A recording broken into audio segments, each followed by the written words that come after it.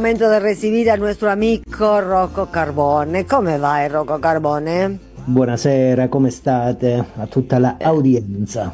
State bene, un poco preoccupata. Y sí, sí. Che, antes de hablar, Sandra, quiero decir una cosa.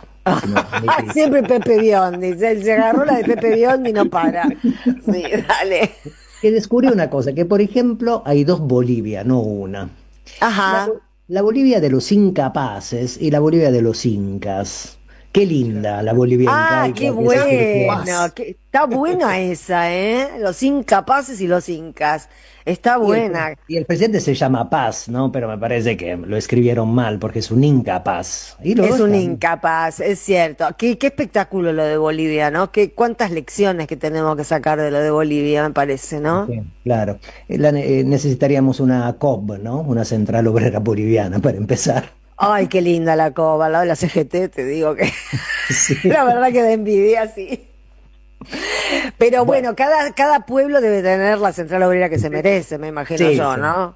Podríamos llegar a esta conclusión, que es una conclusión importante, no es Y cualquier porque el cosa. pueblo boliviano también es más aguerrido que el pueblo argentino, que se cree que siempre se cree que tiene la colita de cuadrilla en el freezer.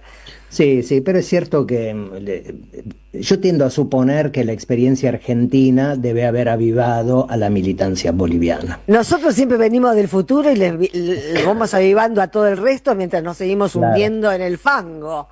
claro. Pero bueno, en fin, creo Bueno. que también ellos deben aprender, digamos, de lo que pasa acá, ¿no? No, ellos se mandaron un moco grande con la interna de Sí, ellos, sí, ya claro. sé, Lo decía. ese Rodrigo Paz está en la presidencia de repedo porque se equivocaron todos en Bolivia. Sí. Exacto. Bueno, bueno. Bueno, vamos a tu columna que es sobre corrupción, si mal no recuerdo, ¿no? Sí, sí, seguimos con el tema de la corrupción, porque eso habíamos abierto esta ventanita con Carlos Raimundi el lunes pasado, y a mí Ujú. por lo menos me quedaron varias cosas en el tintero, porque el tema de la corrupción es una cuestión interesante para pensar en términos generales, pero sobre todo para pensar la cuestión ahí de la Argentina que tenemos en este momento, ¿no? Sí. Bueno, entonces, lo que dijimos la semana pasada es que la corrupción no es solamente un delito económico, es una cosa un poco más compleja y ahora vamos a tratar un poco esa complejidad. Y que Ujú. bien visto, se trata de una manera de privatizar lo público, o sea, es una apropiación privada de lo que es de todos y todas. Por lo menos yo así la entiendo la corrupción.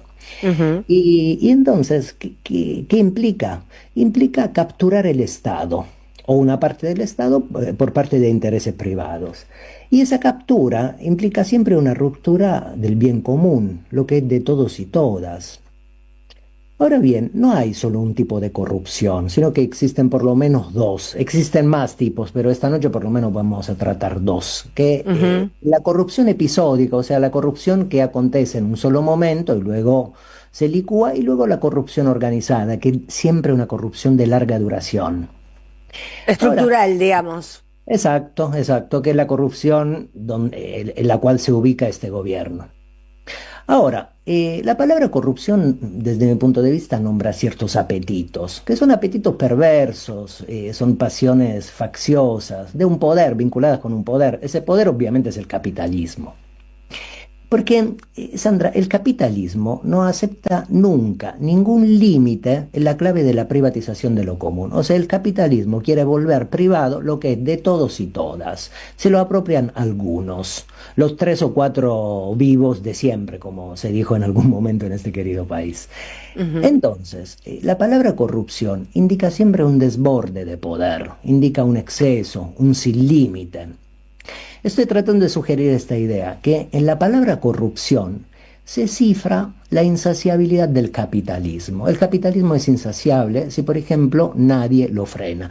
Por eso el peronismo es tan importante, o cierto peronismo es tan interesante en la Argentina, porque el peronismo implica un límite para el capitalismo. John William Cook, que no tenía nada de tonto, dijo, en la Argentina los comunistas somos nosotros, los peronistas. Bueno, tenía razón con esa oración, porque el peronismo, cierto peronismo, frente al capitalismo, establece una barrera de contención, un límite. Y el capitalismo esto no lo acepta, porque es un poder corrupto. Ahora, el funcionario corrupto, Sandra, ¿qué hace? Parasita su función, abusa de su poder y lo hace siempre con un propósito. Ese propósito es obtener, el lograr un beneficio para sí mismo, para sus allegados, para su entorno, para la gente que están a su alrededor. Y el sujeto corrupto usa en beneficio propio lo que debería ir en beneficio de todos, del bien común. ¿Y qué hace el sujeto corrupto?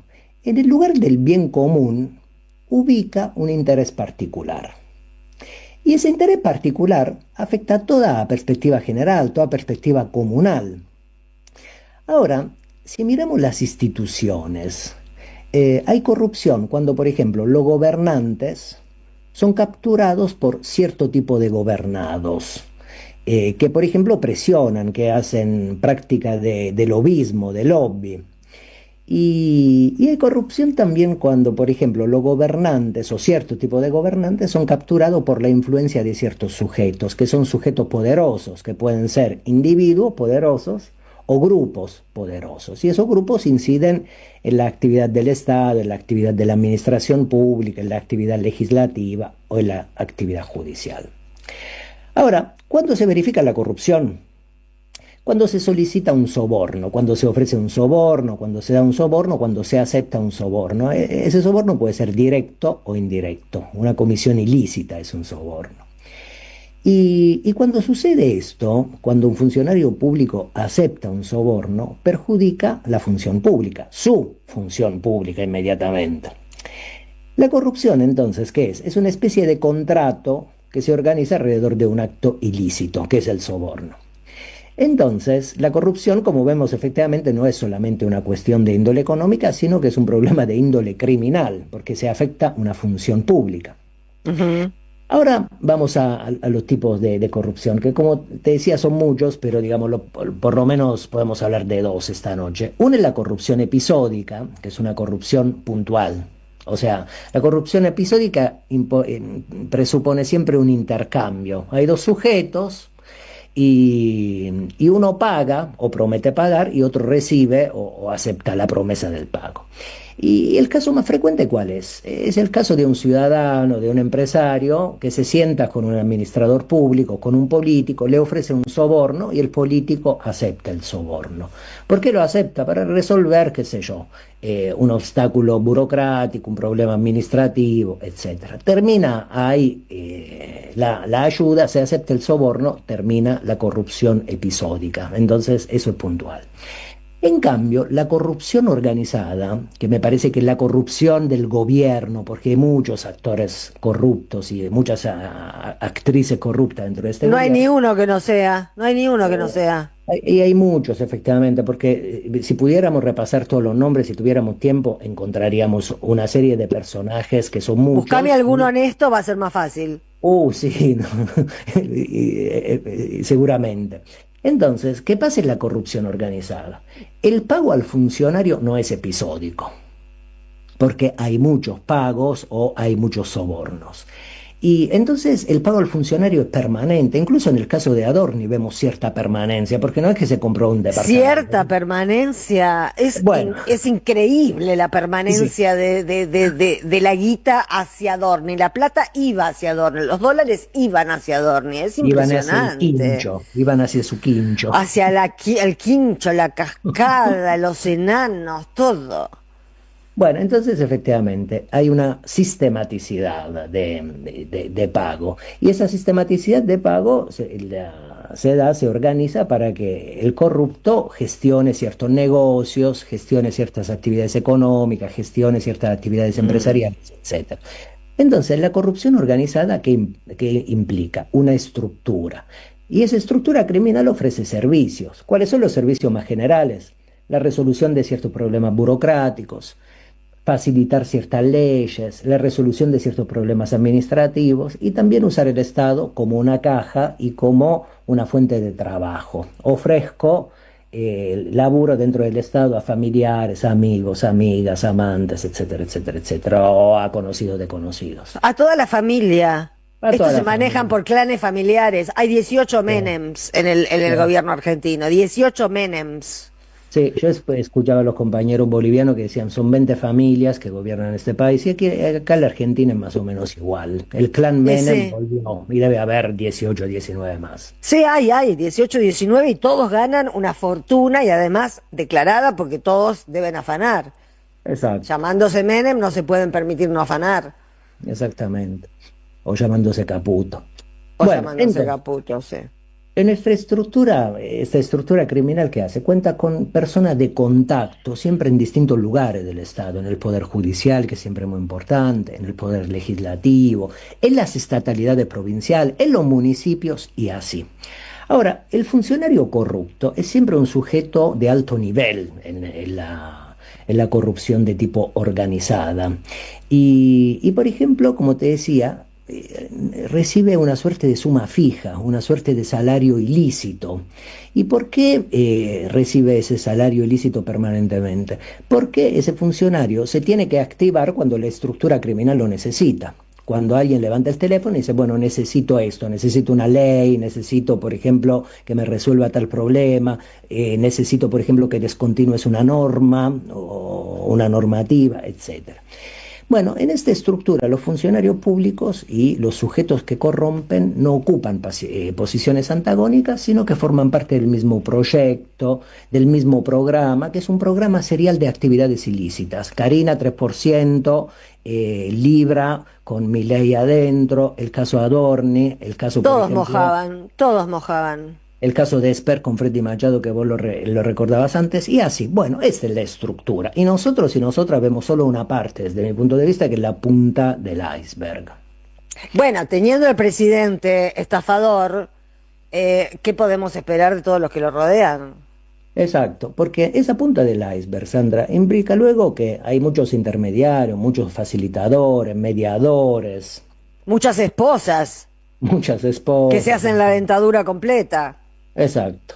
Entonces, el funcionario público no recibe solo dinero de la estructura criminal, sino que puede recibir No. muchas cosas. Invitaciones a viajar en avión privado, Todo ¿no? eso, Sí, todos los beneficios de los corruptos son increíbles. Es muy todo eso. tentadora la corrupción. Si uno no tiene una vara de valores clara, y claro, estos se creen que están nosotros pensábamos que estaban en Narnia. No, están en Disney.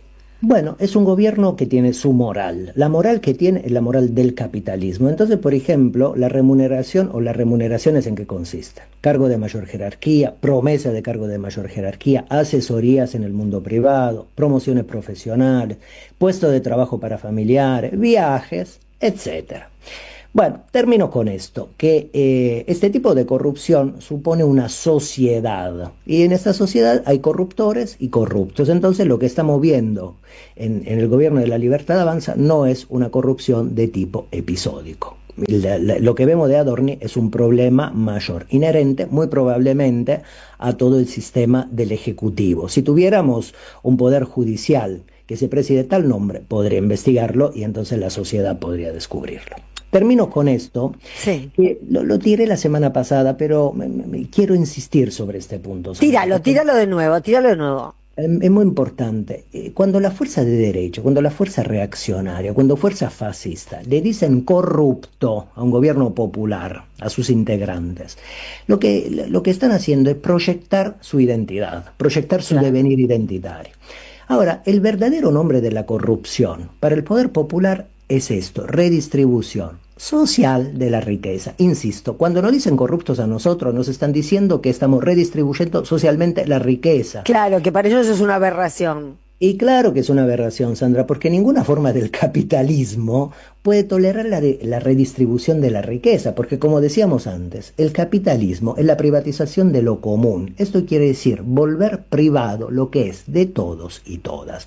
Y termino con esto, con la experiencia de la patria grande, con esa Sí. experiencia maravillosa en toda América Latina, se cuidó el bien común, lo que por ejemplo hoy en día en Bolivia se está viendo perjudicado.